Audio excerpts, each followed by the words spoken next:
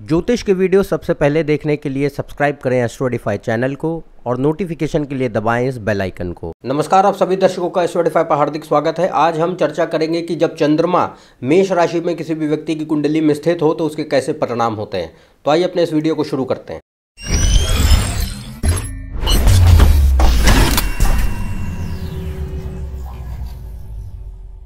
यदि आप मुझसे कंसल्टेशन लेना चाहते हैं तो ऊपर दिए इस वेबसाइट पर जा सकते हैं, इसका लिंक डिस्क्रिप्शन में दिया हुआ है। तो आज हम शुरू करने जा रहे हैं चंद्रमा की इस नई सीरीज़ को, जिसमें हम चंद्रमा के भिन्न भिन्न राशियों में होने पर क्या परिणाम होते हैं उनके बारे में जानेंगे। तो इस सीरीज़ में आज ये पहला वीडियो है कि चंद्रमा जब मेष राशि में होता है किसी भी व्यक्ति की कुंडली में तो उसके कैसे परिणाम होते हैं जीवन में। ठीक है, तो सबसे पहले शुरू करते हैं चंद्रमा से कि चंद्रमा क्या है। देखिए, चंद्रमा जो है जितने भी 9 ग्रह हैं ज्योतिष शास्त्र में उनमें सबसे महत्वपूर्ण जो ग्रह है वो है चंद्रमा। चंद्रमा लग्न का स्वामी और लग्न ये कुंडली जो होती है व्यक्ति की उसके बेस होते हैं, ये बुनियाद हैं। अगर ये पिलर्स होते हैं, अगर ये कमज़ोर हो गए तो कुंडली का बल बहुत हद तक कम हो जाता है और फिर कितने भी योग बने अच्छे हों या ख़राब हों उनमें जो एक उनका रिज़ल्ट होता है जो वो घटित होते हैं किसी भी अपनी दशाओं में वो दिखाई नहीं पड़ते। तो चंद्रमा जो है बहुत ही महत्वपूर्ण ग्रह है। इसका सीधा कारण एक तो ये है कि चंद्रमा हमारे मन का स्वामी है, मस्तिष्क का स्वामी है। जो भी हम सोचते हैं, जो हमारी विचारधारा है, जो भी हमारे मन के भीतर की भावनाएं हैं, संवेदनाएं हैं, इच्छाएं हैं, उनका जो कारक ग्रह है वो चंद्रमा है। वो उन सारी चीज़ों को नियंत्रित करता है। सबकॉन्शियस माइंड का कंट्रोलर है चंद्रमा। इमेजिनेशन को दिखाता है, थॉटफुलनेस को दिखाता है। और चंद्रमा जो है जल तत्व का ग्रह है, इसलिए हमारे शरीर का जो भी जल तत्व है वो चंद्रमा रेगुलेट करता है, उसको नियंत्रित करता है। इसीलिए क्योंकि शरीर में हमारे 65% वाटर कंटेंट होता है, इस वजह से चंद्रमा बहुत अहम बनता है। अगर जल तत्व शरीर में प्रभावित है नकारात्मक रूप से तो कहीं ना कहीं चंद्रमा जो है पीड़ित होता है कुंडली में, जिसके कारण अगर कई सारी जो है शारीरिक व्याधियां भी होती हैं। वो उसके बारे में खैर हम यहाँ नहीं जान रहे हैं, पर इससे हम ये समझ सकते हैं कि चंद्रमा कितना महत्वपूर्ण ग्रह है और सबसे महत्वपूर्ण ग्रह है। यदि आपकी सोच, आपकी विचारधारा सही दिशा में नहीं है, यदि आपकी संवेदनाएं, भावनाएं या बहुत ज़्यादा हैं या बिल्कुल भी नहीं है, ये एक अच्छी स्थिति नहीं होती। और ये किस पर निर्भर करता है? सिर्फ चंद्रमा की स्थिति पर। तो अगर आप सोच पा रहे हैं, सही दिशा में सोच पा रहे हैं, आपका कंसंट्रेशन अच्छा है, तो वो सिर्फ और सिर्फ चंद्रमा के कारण हो सकता है। यदि चंद्रमा कमज़ोर है तो वो इन सारी चीज़ों में गिरावट लेके आएगा, आप कंसंट्रेट नहीं कर पाएंगे और एक डिप्रेसिव माइंडसेट भी देता है। इमोशंस या तो बहुत अधिक हो सकते हैं या बिल्कुल भी नहीं हो सकते हैं। तो ये एक जो वेरिएशन है ये चंद्रमा क्रिएट करता है। तो इसी कारणवश चंद्रमा बहुत महत्वपूर्ण ग्रह है, सबसे महत्वपूर्ण ग्रह है पूरे ज्योतिष शास्त्र में। इसके अतिरिक्त चंद्रमा माँ का कारक होता है। जो भी हम नैतिक मूल्य बचपन में अपने परिवार से, अपने लोगों से, जो जहाँ हम पलते हैं, बढ़ते हैं, उनसे जो सीखते हैं, अपने वातावरण से जो हम ग्रैस्प करते हैं, वो चंद्रमा है। तो चंद्रमा बहुत महत्वपूर्ण ग्रह बनता है। इसके बाद अब जानते हैं मेष राशि क्या है। देखिए, मेष राशि एक अग्नि तत्व की राशि है, मंगल इसका स्वामी ग्रह है। काल पुरुष कुंडली में ये पहले भाव को नैसर्गिक रूप से कंट्रोल करती है।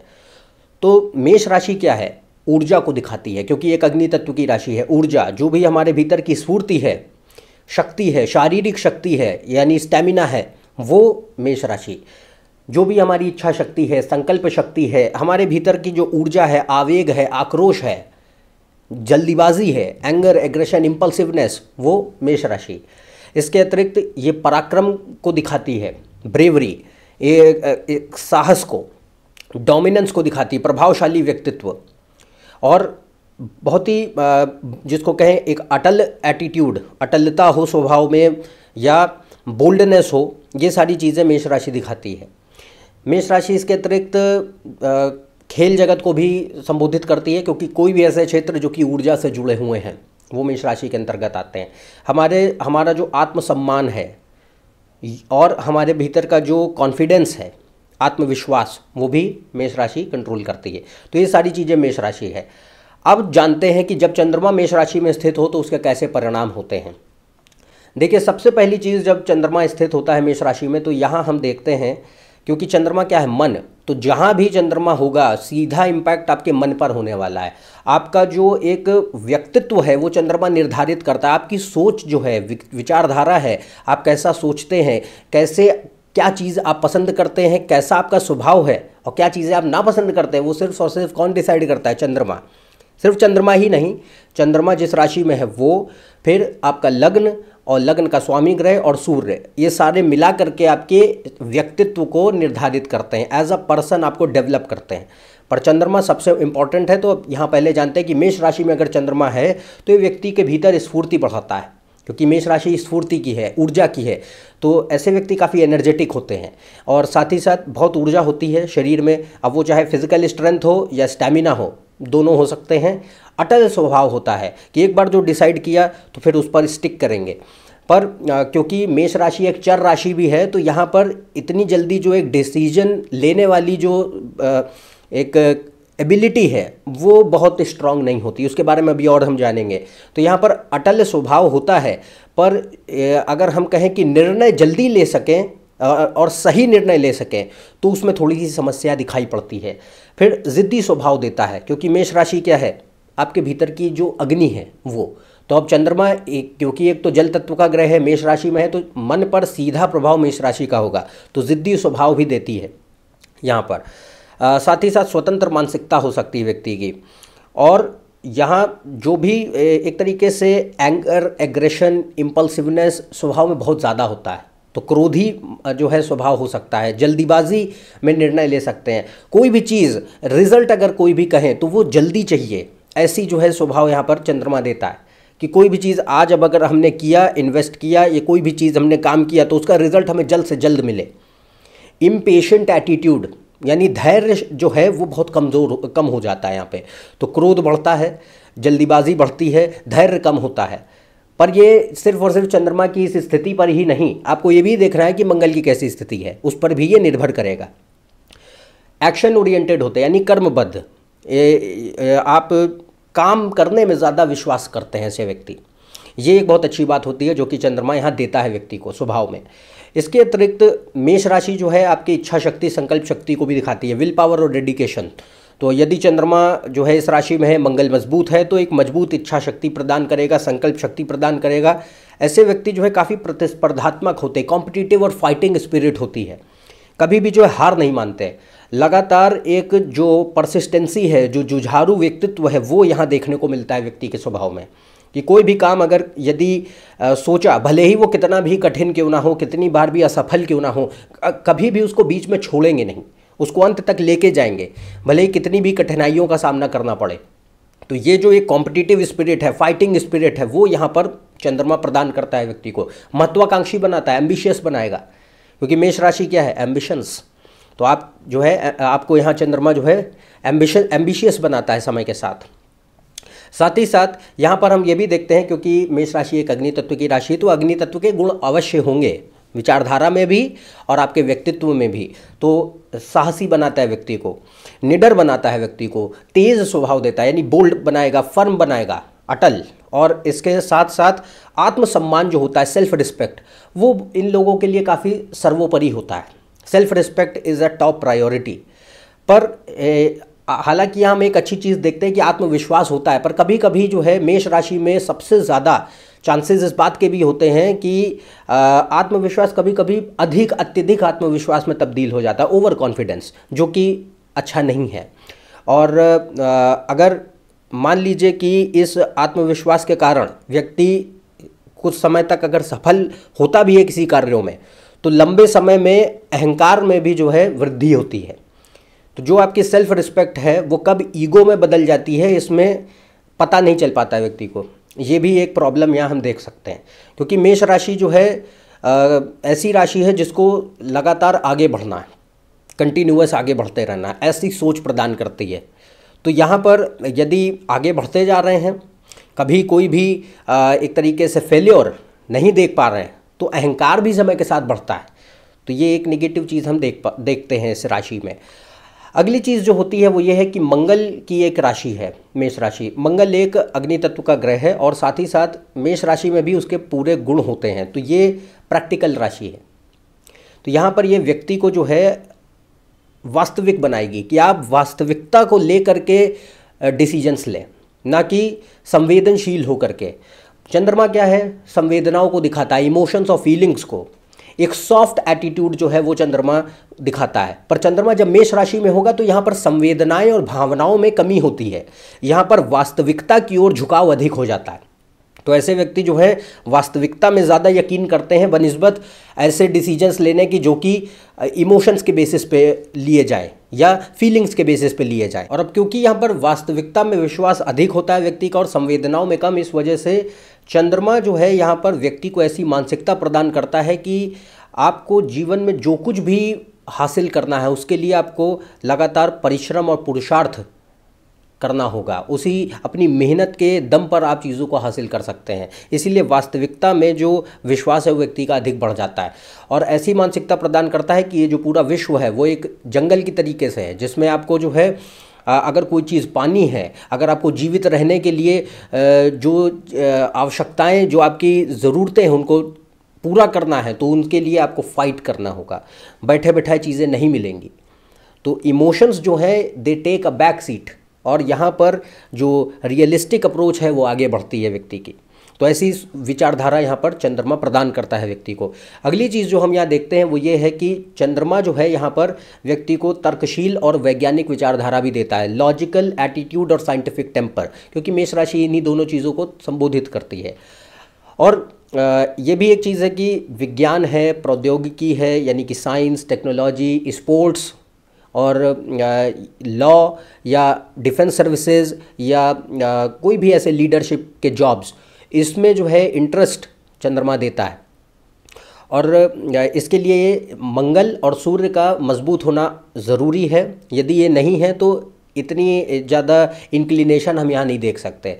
पर अगर सूर्य अच्छा है, मंगल अच्छा है कुंडली में, चंद्रमा इस राशि में है, तो व्यक्ति का जो इंक्लिनेशन है वो ऐसे क्षेत्रों की ओर देखा जा सकता है, स्पोर्ट्स में, विज्ञान में, प्रौद्योगिकी में, वकालत में, रक्षा सेवाओं में, एक्सेट्रा। अगली चीज़ आती है कि यहाँ पर व्यक्ति का जो है एक वॉर लाइक नेचर, ये हम कह सकते हैं, क्योंकि मंगल क्या है, योद्धा है। मेष राशि मंगल की मूल्य त्रिकोण राशि है, तो मेष राशि में हर वो गुण होते हैं जो कि मंगल के भीतर होते हैं।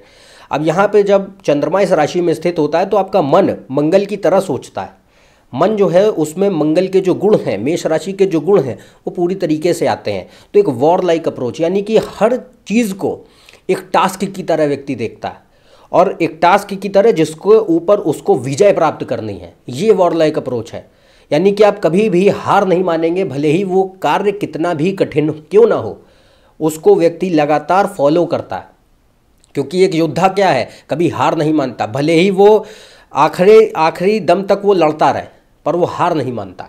तो वो एक वॉर लाइक नेचर कि हर चीज़ को एक टास्क की तरह देखना, हर चीज़ को एक ऐसे टास्क की तरह जिसके ऊपर हमें विजय हासिल करनी है, I have to conquer that task, वो यहाँ पर एटीट्यूड जो है चंद्रमा प्रोवाइड करता है व्यक्ति को। अब अगली चीज़ जो हम यहाँ देख सकते हैं वो ये है कि यहाँ पर कुछ नकारात्मक गुण भी चंद्रमा के भीतर आ सकते हैं, क्योंकि मेष राशि एक चर राशि है, इसलिए इसमें स्टेबिलिटी जो होती है, स्थिरता जो होती है वो कम होती है। चंद्रमा एक ऐसा ग्रह है जो कि हाईली सेंसिटिव है, बहुत जल्दी उसके ऊपर किसी भी ग्रह का, राशि का प्रभाव पड़ता है।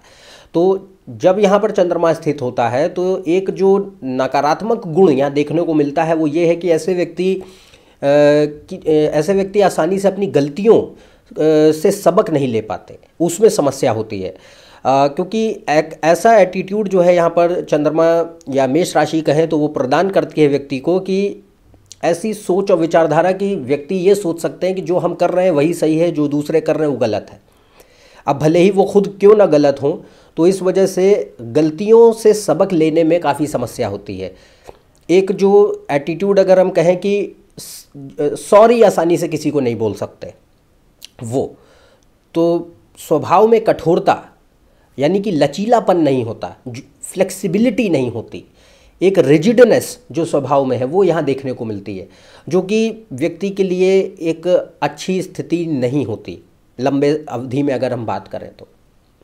तो ये एक नकारात्मक गुण देखने को मिलता है, और जिसकी वजह से यहाँ पर मैच्योरिटी जो होती है वो समय के साथ होती है। इनिशियली यहाँ पर मैच्योरिटी उतनी नहीं दिखेगी। कुछ लोग होते हैं जो कि समय से पहले काफ़ी हद तक उनके विचारधारा मैच्योर होती है, और कुछ लोग होते हैं जो समय के साथ सीखते हैं, कुछ लोग होते हैं जो देर से सीखते हैं।